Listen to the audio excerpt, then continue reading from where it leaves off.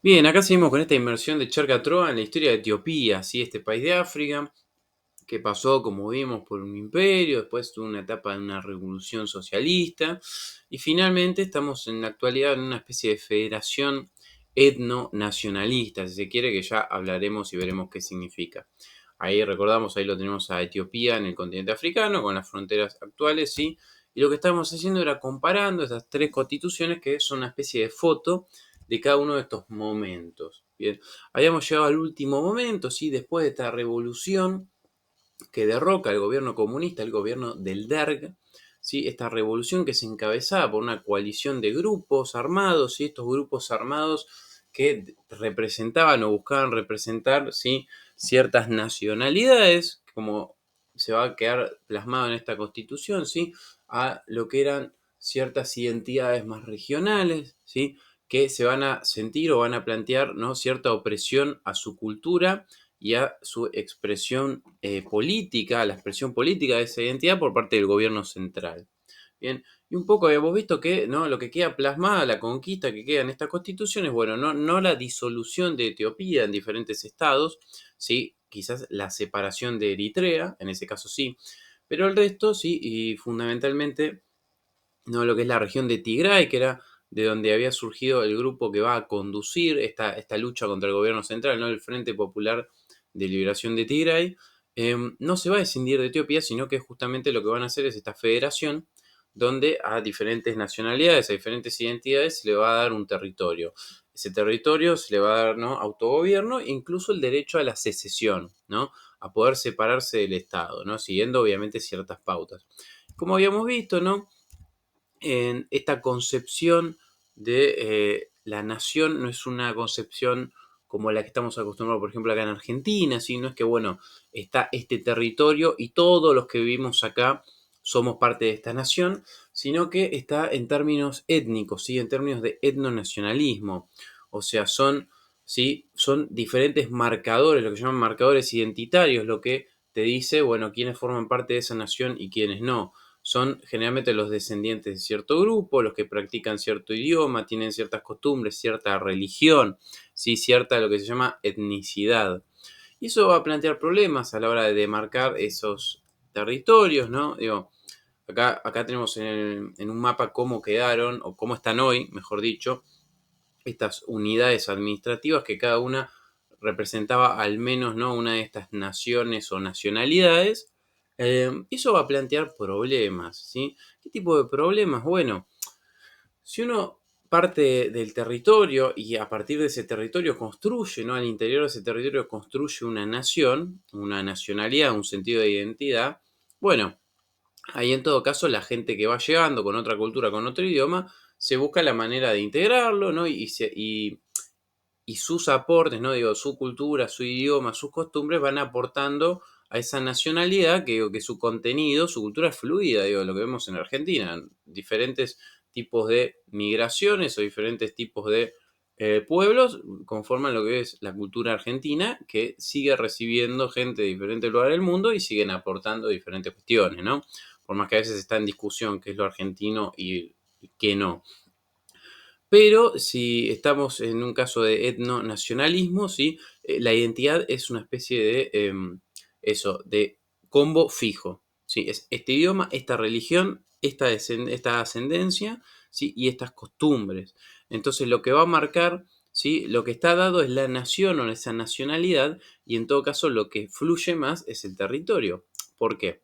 Porque las personas se mueren y se mueven. ¿Sí? Además de también cambiar parte de su cultura, digo, si el criterio para ver dónde empieza y termina, por ejemplo, ¿no? El estado de los Amara, que es uno de los que está ahí, es dónde viven los Amara. Bueno, de repente si yo voy y liquido a todos los Amara de una aldea, esa aldea no está más poblada por los Amara, ¿verdad? Y si yo pongo otra población de otra nacionalidad, bueno, estoy moviendo una frontera. Eso es lo que se llamó justamente en esta época, ¿no? Cuando se estaba formando esta especie de ordenamiento constitucional de Etiopía, es lo que estaba pasando en Yugoslavia, ¿sí? En Yugoslavia vos tenías también un estado, una federación, también socialista, y que estaba dividido su territorio en estados que respondían, en la mayoría de los casos, no en todos, en algunos eran como más multiculturales, que respondían bien o mal a ciertas nacionalidades también, ¿no? No, digo, en algunos casos no, porque por ejemplo en Bosnia o en Macedonia, bueno, ahí estaba más en discusión, ¿sí? Si respondía a una sola identidad. Pero de repente estaba esta idea de, bueno, un federalismo étnico. Y eso justamente a principios de los 90 estalla por los aires, ¿sí? Y empiezan a querer, ¿sí? Empiezan a querer independizarse esos estados que componían Yugoslavia. Y cuando se empiezan a independizar, de repente, ¿sí? Surge el tema de, bueno, modifiquemos esas fronteras, ¿sí? Si el criterio de la frontera de los nuevos estados van a ser no solo las fronteras existentes, sino, bueno, esto es, el estado de los croatas va a ser ese territorio donde vivan los croatas. Bueno, de repente otros grupos decían, si nosotros gestionamos dónde viven y no los croatas, bueno, podemos modificar las fronteras. O sea, si, eso cómo se traducía, ¿no? En gente que iba y mataba croatas o generaba que huyan y que abandonen ciertos territorios y querer incorporar ese territorio, por ejemplo, a Serbia, ¿sí? Eso pasó en Bosnia. ¿Sí? En Bosnia este tipo de mecanismos, sobre todo de los serbios, pero también perpetrados por los croatas, ¿sí? Van a llevar a que se popularice un término que ya existía antes, que era el de limpieza étnica, ¿sí? Es un eufemismo, digo, porque son prácticas que tranquilamente, ¿no? Entran en la categoría y, pues, digo, algunos, ¿no? Después eso se vio en los procesos judiciales que vino, pues en crímenes de lesa humanidad y particularmente, ¿no? En un crimen de genocidio, por ejemplo, ¿no? ¿Por qué? Porque el razonamiento era esto, bueno, si el Estado bosnio de repente va a ser esos territorios donde haya mayoría bosniaca, ¿no? Bueno, si los serbios generaban que los bosniacos huyan de ciertos territorios o directamente los mataban, ¿no? Como pasó en Srebrenica, esos territorios, bueno, van a dejar de estar poblados mayoritariamente por bosniacos, van a estar poblados mayoritariamente por serbios y pasarían, ¿no? En una futura demarcación de fronteras a Serbia. Entonces, esto del nacionalismo siempre es muy conflictivo. Acá en Etiopía se logró delimitar porque justamente el poder había sido conquistado en conjunto por esta coalición de grupos que en verdad, digo, porque algunos grupos se van a abrir de esa coalición, en verdad esa coalición tenía como un socio mayoritario y muy poderoso que era este Frente Popular de Liberación de Tigray, y después socios minoritarios que mismo algunos autores marcan como que este frente lo fue generando o lo fue organizando, ¿sí? Como que el otro gran, ¿cómo se llama? El otro gran socio de esa coalición o, que llevaba adelante esa lucha contra el gobierno central era el Frente de Eritrea, y el Frente de Eritrea negocia, bueno, su salida, su secesión, ¿sí? Hacer un referéndum para independizarse. Entonces, esos son un poco los riesgos que conlleva esta cuestión del etnonacionalismo, del querer fijar fronteras según la etnicidad de las personas que viven ahí. Es lo mismo que pasó después de la Primera Guerra Mundial, por ejemplo, en Europa del Este. Si eran todos contra todos, esto lo hablamos cuando hablamos del Tratado de Versalles, eran todos contra todos, y decir, bueno, si el Estado polaco va a ser ante los polacos, me aseguro que haya mayoría polaca. El resto los rajo o los mato. Hablo de los polacos por un ejemplo, ¿no? Entonces, tenemos esta federación que se van a delimitar los territorios, ¿no? Estos son los actuales, ¿no? En ese momento había menos, después se fueron dividiendo, ¿sí? ¿Y por qué se había llegado a esta lucha contra el gobierno central? Digo, porque algunos grupos de repente decían que se sentían oprimidos, ¿no? Y vamos a ver un detalle, volvemos a las constituciones, ¿no? El idioma. Acá aparece el amárico, que como ven acá, responde a una de estas identidades, la identidad amara, como el idioma oficial. Así está nombrado en la Constitución Imperial, ¿sí? El idioma oficial. Después aparece como el idioma de trabajo, ¿no? Es como también un eufemismo. Y después, si bien se reconoce a todas las lenguas, el amárico se mantiene ese como idioma laboral del gobierno federal.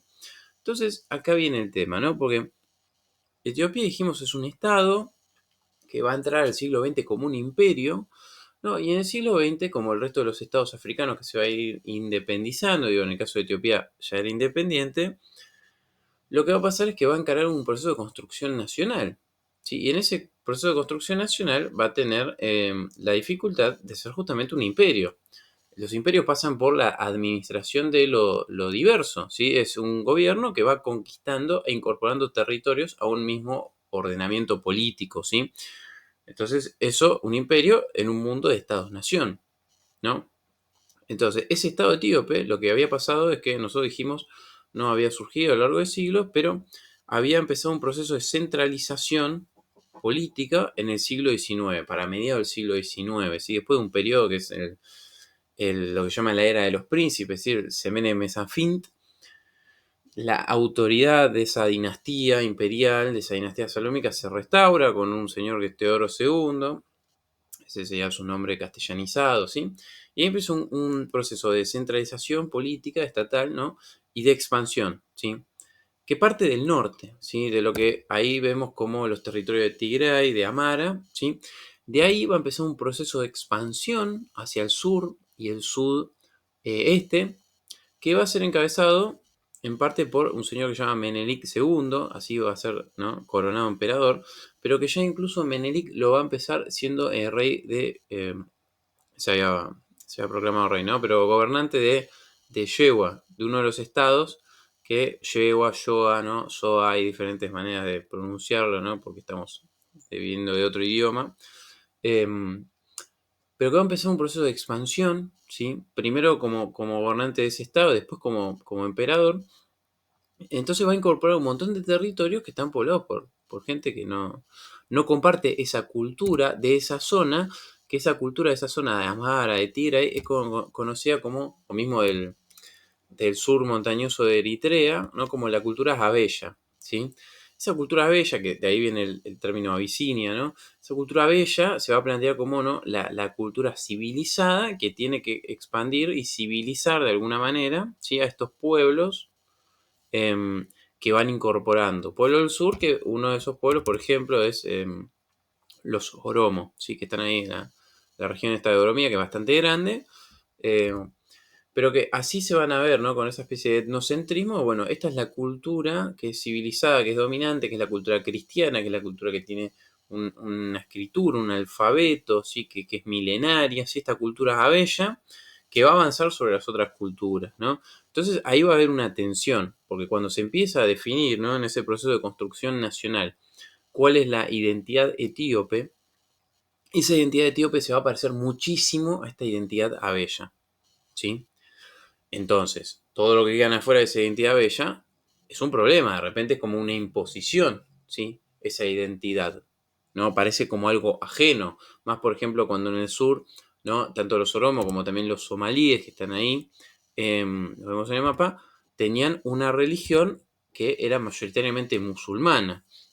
Y esta cultura abella del norte, ¿sí?, va a estar muy ligada a lo que es el cristianismo ortodoxo, es una forma de cristianismo ortodoxo, ¿no? Em, Como vemos ahí, ¿no?, ya en la etapa imperial, iglesia y Estado están muy imbrincados, ¿no? La iglesia etíope en un principio respondía a lo que era la iglesia copta de Egipto, ¿sí?, a lo que era el patriarca de Alejandría. Eh, Después, a lo largo del siglo XX, por presiones del Estado etíope, va a lograr la autocefalía, o sea, ser autónoma, nombrar sus propios obispos, ¿sí? Antes dependía de ahí del patriarca copto de Alejandría. Y esa iglesia entonces va a estar codo a codo con el Estado, que incluso va a regular algunas de sus cuestiones, ¿sí?, de su organización, como vemos ahí en la Constitución, ¿no? Esto ya le es muy ajeno a muchas poblaciones de ese sur del país, ¿no? Ya ahí, no por una cuestión de solidaridad con estos muchachos del sur, sino por esta línea marxista-leninista, ya en el periodo comunista se va a separar el Estado ¿no?, de lo que es la iglesia ortodoxa etíope. Y ya, bueno, para el 95 directamente, si bien no hay una mirada, ¿no?, como la que había en el periodo comunista, donde como que el Estado se deja la puerta abierta a regular las instituciones, o sea, en todo caso reprimirlas, ya a partir de los 90, bueno, es como que el Estado mantiene esa separación de cualquier religión, ¿verdad? Ahora también por esta lógica de las diferentes nacionalidades y que hay algunas que están más ligadas con lo que es el Islam, ¿sí? Entonces, ahí vemos que hay un grupo de pueblos que se le quiere imponer esta cultura abella, pero uno diría, bueno, entonces, digo, si la rebelión la empiezan los muchachos de Tigray, ¿esos no son parte de esta cultura abella? Sí, también. Ahora, ¿qué es lo que pasa? Como vimos acá, ¿no? Dentro de esa cultura abella también había sus diferencias, ¿sí? No eran lo mismo los Amhara que los Tigriña, que los muchachos, ¿no? Los eritreos, ¿no? Tenían ¿cómo se llama? Sus diferencias internas aún en esa cultura abella. Y mismo esas identidades políticas, esas identidades, perdón, culturales, regionales, van a ser politizadas según la correlación de fuerzas, ¿sí? Del momento. O sea, en un momento donde el centro político esté más ligado a lo Amhara, ¿sí? De repente los de Tigray se van a parar de manos, por ejemplo, ¿no? Esto pasa en la Segunda Guerra Mundial, cuando vuelve, ¿no?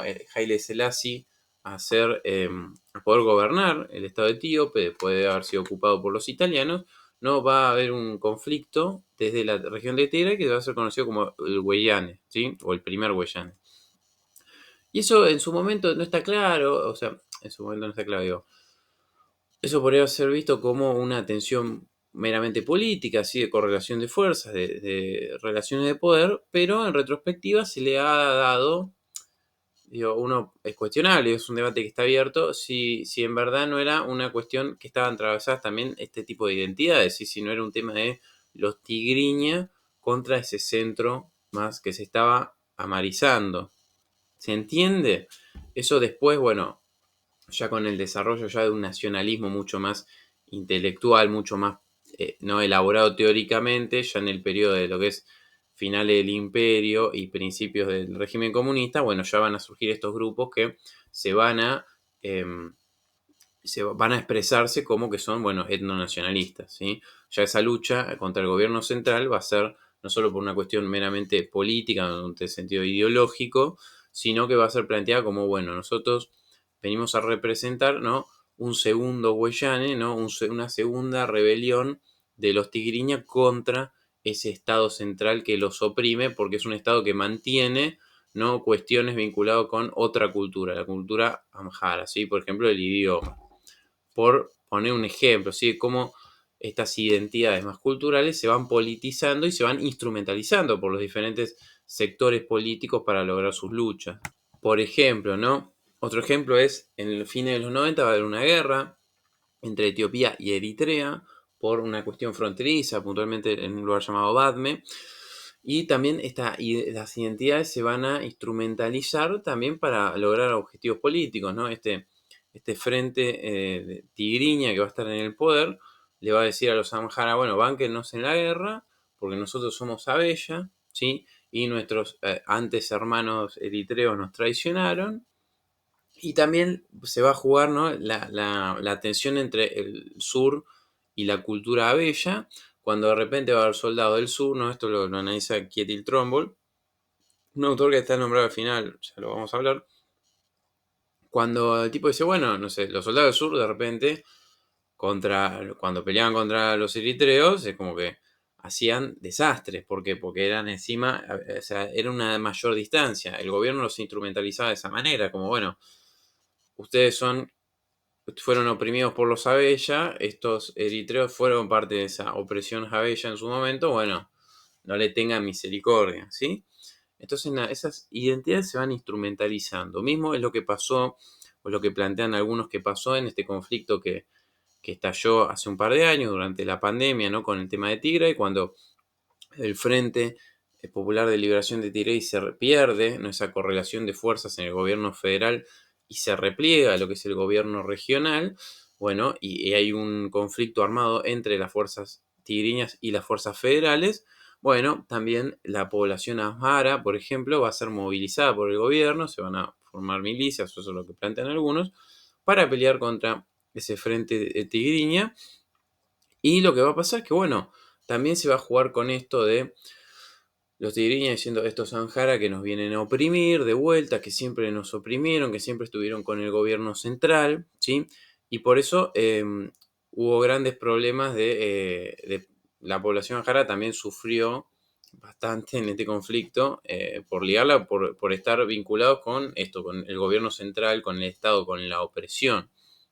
¿No? Y mismo cuando haya un cortocircuito, ¿no? Entre estas milicias Sahara y el gobierno central, también se va a jugar esta movilización de las identidades étnicas, porque van a decir, no, vean, el gobierno nos traicionó porque Abiy Ahmed, que es el primer ministro que está ahora, el tipo es de origen oromo, entonces, bueno, eh, también se venga contra los Sahara, ¿no? Es como que siempre el discurso político se intenta movilizar a la gente usando estas identidades, ¿sí? A veces para la solidaridad, o sea, a veces es tipo, che, somos todos etíopes o somos todos jabella o vamos contra estos que se fueron, caso de Eritrea, o a veces para justamente fomentar ciertas enemistades o ciertas animosidades, ¿no?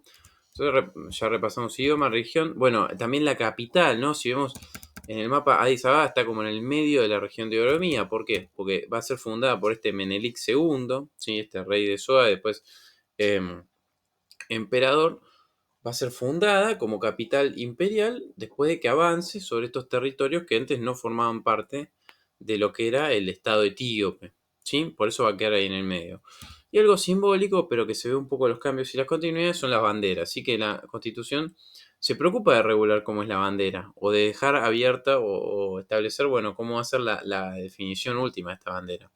Como verán, siempre hay una continuación en los colores, ¿no? En estas tres franjas verde, amarilla y roja, y lo que va cambiando es el emblema del medio.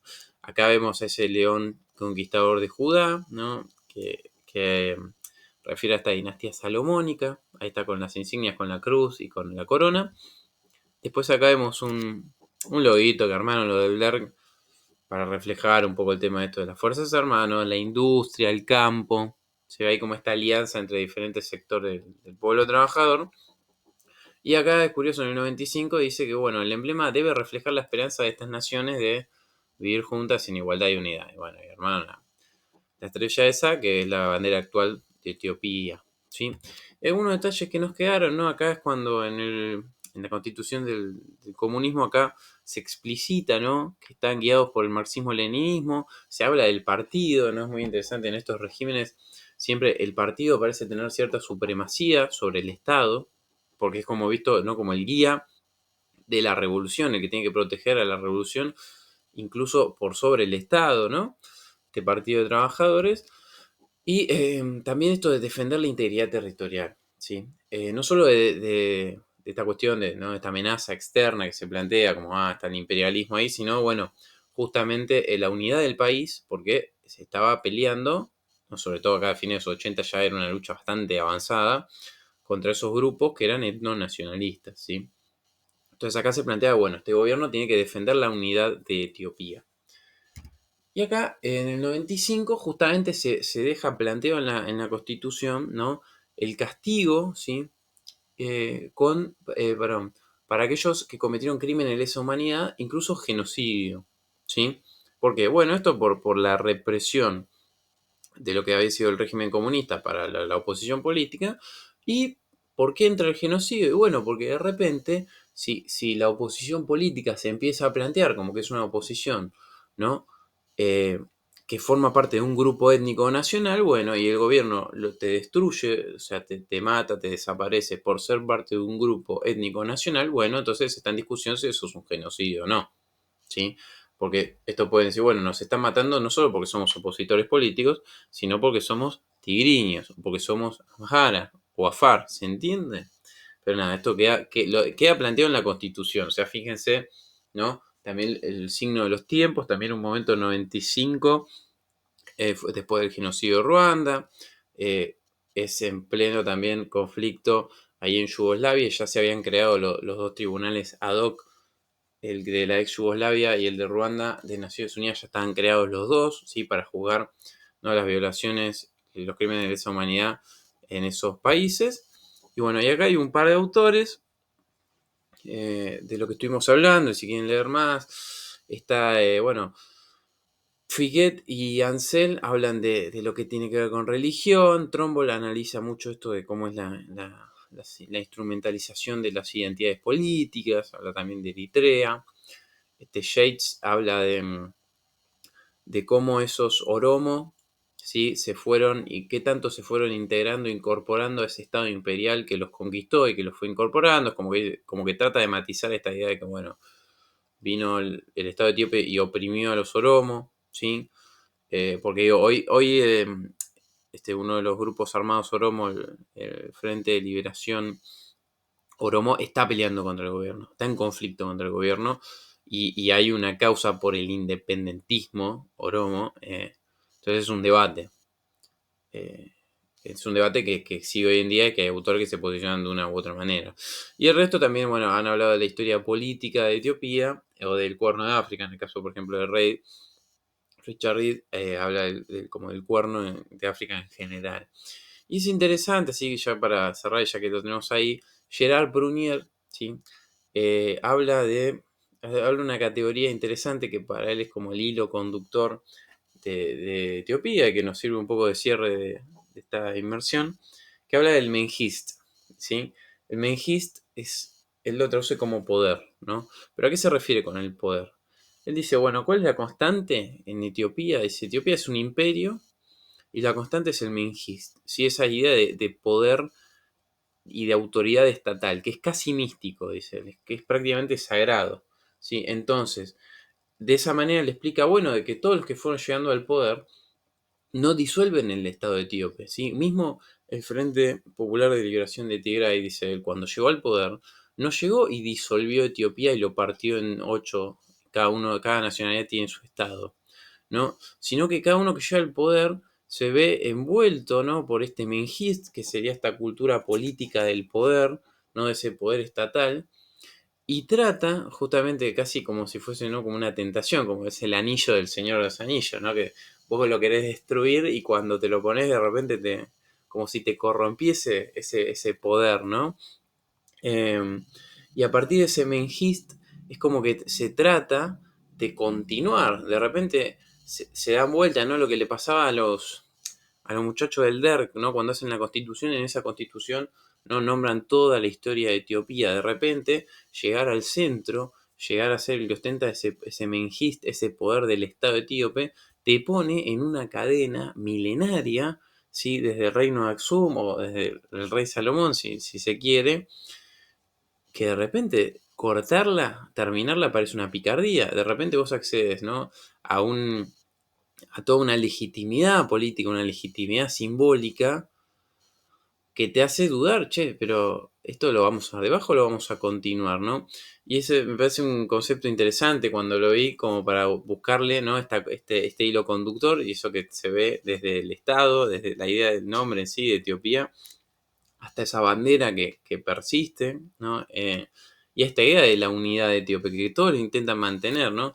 Que algunos van dando ciertas concesiones, ¿no? Digo, la monarquía decía, acá somos un solo pueblo, cuando eso fracasa, ya el comunismo reconoce cierta diversidad, pero que bueno, pero que se tiene que unir en pos del desarrollo, y que incluso, ¿no? Este frente de movimientos etnonacionales más regionales va a mantener esa unidad, ¿no? Y que en este conflicto se vio claramente, ¿no? En el último conflicto se vio claramente, ¿no? Desde el Estado, el gobierno, hasta personalidades públicas, deportistas, cómo se reivindicaba, ¿no? Esa identidad etíope. Más allá de los particularismos regionales, ¿no? Como diciendo, bueno, pero acá hay una identidad etíope y una bandera que hay que mantener, hay que sostener por toda esa historia, ¿no? Y toda esa carga simbólica que tiene. Nada, un pequeño comentario, pero que ahí cuando vi el nombre de Prunier es como interesante ese razonamiento del tipo, ¿no? Tipo que también ha escrito sobre Somalia, ¿no? Ha escrito sobre varios temas. Eh, y bueno, llegamos al final de esta segunda parte de esta inmersión. Espero que les haya servido, les haya interesado. Pueden buscar a estos muchachos u otros. Y bueno, hasta luego. Nos vemos en la próxima inmersión.